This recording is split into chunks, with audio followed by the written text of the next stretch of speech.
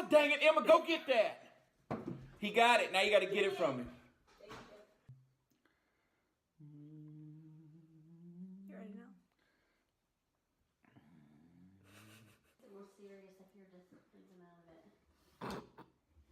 Can you be in it? No. So, Is it on? yeah. On this episode of Politics with Parents. Okay, we'll be talking about the President of the United States versus Congress. Which one has more power? So, do you think that the President of the United States has more power than the Congress of the United States? I do not. I believe Congress has more power. Okay, why? Well, for one reason, the president is one.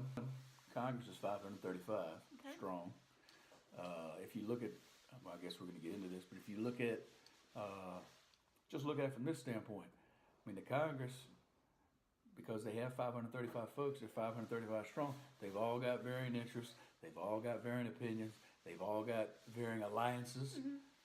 President is just one person with one idea, and I mean, it's a lot tougher for the president to get what he wants passed through the legislature than it would be for Congress to get what they want passed through the legislature. Okay. All right. So Congress does have the power to create bills for the possible laws of our country, but it's not until the president signs that bill that it has any importance or authority. So that's one of the reasons why I believe that president has more power than the Congress does, because they can create as many bills as they want, but if he doesn't sign them into legislation, it doesn't really matter. They can override it, but it's very hard to get 2/3 of the Congress to agree. Well, I can agree with that to a point, but and we have a bicameral legislature, so you have the House and you have the Senate. But let's say the Democrats control both houses, which they do not at this point. You'd split 1 and 1. But if you've got a Republican president and you've got a Congress that is democratically led in both houses, it is much easier for them to get a 2/3 vote and override the president. That's true. So the Congress has a bunch, like in Article 1 of the Constitution, it's just a big list of like what Congress can and cannot do. Giving it has mostly what's it called? Explicit powers, right? Okay. So it has mostly explicit powers. But the President of the United States in Article Section 2 is given a few formal powers, a few things that they line out specifically for him, but they give a lot of informal powers, like inherent powers, which are powers that the founders felt are so important that they don't need to be outlined in the Constitution. So why would they give those to the President and give him so much free reign and not give the Congress as much free reign? Well, I mean, we have checks and balances, so any power that he has can still be checked by the Congress. I mean, just like when he used the state of emergency for the wall, which, by the way, he shouldn't have had to use it. He should have just passed regardless. But because he had to use the state of emergency, they technically can override that. You know, are they going to be able to do that? No, because it has to be done through the Senate, and the Senate's Republican led. So I don't think that's going to happen. I think he's going to end up getting his funds and getting the wall built. But there's a check. I mean, checks and balances. That's the whole point of it. I mean, They don't have any power in Congress. So he doesn't have any power as president, and the judicial branch technically doesn't have any power that can't be checked by one or more of the other branches. So that would be my thoughts on that. Okay. Federalist number 70, the Federalist Papers. You know what those are? You may have to. Okay. They were the papers that like Alexander Hamilton and like James Madison and all them that they wrote to make people want to agree with the Constitution, because everybody wanted the Articles of Confederation that were terrible and gave all the states the power, and the federal government didn't have any power. So they wrote the Federalist Papers to show people that, hey, this is how it's going to work. We're not introducing a new king. We're not doing anything like that. It's a new government, and it'll work out if you just agree with what we're saying. So Federalist Papers number 70, written by Alexander Hamilton, stressed the importance of a strong executive branch and explained how a strong executive branch is necessary for the government to run sufficiently. However, people weren't necessarily on board because they were afraid of the king taking over. Do you think that the Constitution granted the president too much power? No, because I think we don't stick completely to the Constitution like we did for 200 years in this country. I mean, now it's been reinterpreted. I mean, that's why you have amendments to the Constitution. Mm-hmm. You know, things that, the speech of the late 1700s, a lot of those things have been rewritten, and they put new checks and new balances in. They vote on stuff all the time that would give Congress another power here or another power there. I would agree with you that there is no one person in our government that's more powerful than the president. Yeah. Single person. Okay. But that's not what you asked me today. Is whether I think the president or Congress as a whole is more powerful, and that's why I think Congress as a whole has more power. Okay. Any Congress with any kind of ethical sense is going to agree with that anyway. Yeah. With those powers, you know what I mean? But he has the power to say, "Hey, we're going to give $1 billion to this, or we're going to give $16 million to rebuild from the hurricanes here." I mean, any Congress they're going to send that relief as well anyway. I mean, and that's the kind of things you're talking about. I would assume,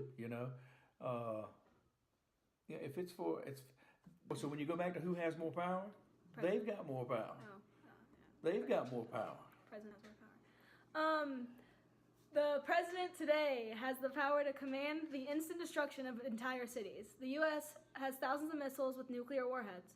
Only the president can give the signal to launch them. Why wouldn't they give this power to Congress if the president wasn't more powerful than them? Why would they give him the power to destroy cities, to go out and send nuclear things if the Congress was the most powerful? Well, I mean, that's true. He does have that power. But the president doesn't just say, "Oh, they've irritated me now. I'm going to hit that button and blow them up." But he could. Yeah, technically he could. He could. But I'll tell you what would happen if he did that, and there was no justification for it, or poor justification. It would be bad. They would begin the impeachment process. Oh, yeah, easily. But still, he could do it. They would begin the impeachment process. Yeah. He could still do it, though. Just saying. It would be an abuse of power. But he can do it. It wouldn't happen. But he can do it. It would be an abuse. But he has the power to do it. He has the power. But after consulting with generals and everyone in the military and Congress as well. I mean, they all consult before he just makes a decision. But still, he could just be like... He can. Okay, the president can give executive orders which basically say to Congress, yeah, thanks for the input, but I'm going to do whatever I want. How would this be constitutional if it wasn't that the Founding Fathers wanted? They wanted the president to have a lot more power than Congress. Well, technically speaking, because he's one and he's the leader of the nation, he's going to have more power. He certainly has a whole lot more power than any one senator or any one congressman. But as a group, as a whole, that goes right back to my argument. That is it easy for the president to stop one of their bills? Yes. Is it easy for them to stop one of his bills? It's even easier for him to stop one of his bills. He doesn't sit in on any of these committees. Yeah. A bill has to go through. It's tough to get a bill passed through. Yeah. Whether you're the president or you're Congress or whatever, it's tough to get a bill pushed through Congress and actually have it become made law. Yeah. He doesn't sit on. They make up all these committees. Yeah. And at any point in time, in any one single committee, majority vote, they vote no. It's gone. It goes right back to the end of the line. It has to get, and then it has to be rewritten, and then you try to push it back through again. So who has the tougher go? The president has the tougher go of trying to get what he wants pushed through Congress. Yeah, but still, like they can spend all this time and putting all this bill together, and they've gone through all these committees, but the president just goes nope, and then it's out. It's gone. Unless they override it, which they probably won't, because in today's Congress, they're not unified at all. They can't do anything. Well, not now. You've got gridlock because you've got in both houses. But there are some presidents who've gotten the benefit of having their party in power in both houses. And it's a lot easier for them to push legislation through. Depending on what president you are, right now, he's got it tough because the houses are split. You know? Up until 4 months ago, 4 months ago, he had both houses in his and he majority. was chilling with that. And look at what the economy did. Because everything he wanted to push through was getting pushed through, and the economy is doing better than it's done in 30 years. 30 years. That's another point for Trump. I agree with that, actually. I can't say anything to it. Okay, Congress passed the War Powers Act to reassert congressional authority over the decision to send American troops to war, because presidents had been sending troops to war when it wasn't their given right to do so. Even though Congress is explicitly given the power to declare war, the president is named commander-in-chief of the armed forces. Do you think the president should be given the right to declare war? Yeah, but you know what? You need to, and I don't want to speak ignorantly here, but you need to look. I think in the last year that's been changed, where he cannot. I think it Where has. he cannot what? When he cannot just declare. No, he can't. That That's we're what I'm going to saying. war. The War Powers Act was in when Nixon Well, was around. that was in '73. Yeah. Yeah. That's it. Makes it so that they can't declare war. Well, Do you think he should be able to? Is the question. No. Okay, I think he should have to consult first. Yeah, I do too. One might think that the Congress has more power over the president because they are the only ones who can declare war. However, the president can still send troops out if they let Congress know within 48 hours, and the troops can stay out for an extra 30 days if Congress allows it. This shows that even if Congress doesn't want troops deployed, the president can do it anyway. But Congress has the power to pull those troops back. Yeah, it does. But the president's the one who got him out there in the first place. Oh, that's fine.